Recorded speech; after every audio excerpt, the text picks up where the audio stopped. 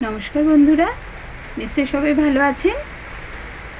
এখন সন্ধে দিতে গিয়ে দেখছি হঠাৎ যে একটা ছাতা, নতুন ছাতা আমার মেয়ে কিনে এনেছিল। ছাতাটা একটু এক পাশ দিয়ে কেমন একটু অদ্ভুত টাইপের লাগছে, সব দিক ঠিকঠাক আছে, এক পাশটা দিয়ে কেমন যেন একটু উঠে উঠে আছে। কী হলো ব্যাপারটা? তা তুলে দেখি ছাতার একটা শিক ভেঙে গেছে। তা আমি এই কথাটা এখন শেয়ার করতে আসতাম না, হঠাৎ আমার এত এমনি বকছি ঠিকই, কিন্তু ভেতর ভেতর মনে হচ্ছে না আমরাও একদিন করেছি এরকম।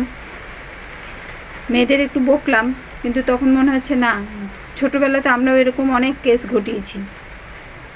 হ্যাঁ, এবারে অনেকেই আমরা ছোটোবেলার কথা হয়তো ভুলে যাই যখন বাচ্চাদের শাসন করি, কিন্তু ছোটোবেলায় ওই ভুলটাই কিন্তু আমরাও করতাম, আমাদের বাবা মারাও বকতেন।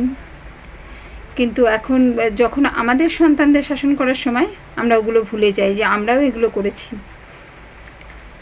এবার ছাতাটা তুলে যখন আমার মেয়েকে বলছি, হঠাৎ করে ওরা নিজেদের দোষটা স্বীকার না করে আমাকে বলছে, হয়তো তুমি ওইভাবে রেখেছিলে তার জন্য ভেঙে গেছে।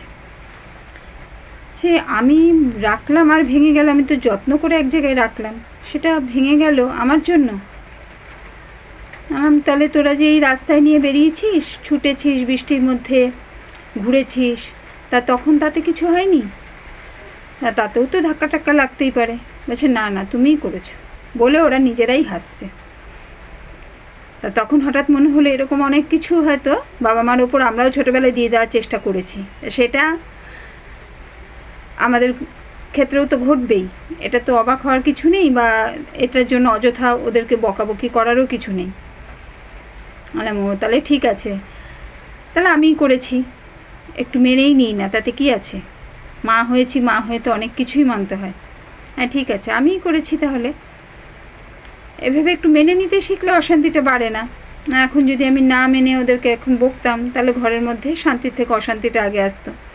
ওরা বুঝেছে যে অন্যায়টা ওদেরই, ওরা হাসছে তখন, এটাই আমার ভালো লাগলো। আমি এটা শেয়ার করার জন্যই আমার বন্ধুদেরকে কথাটা বললাম।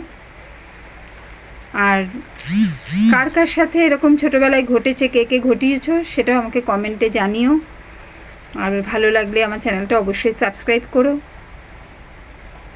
এখন রাখছি, আবার পরে আসবো।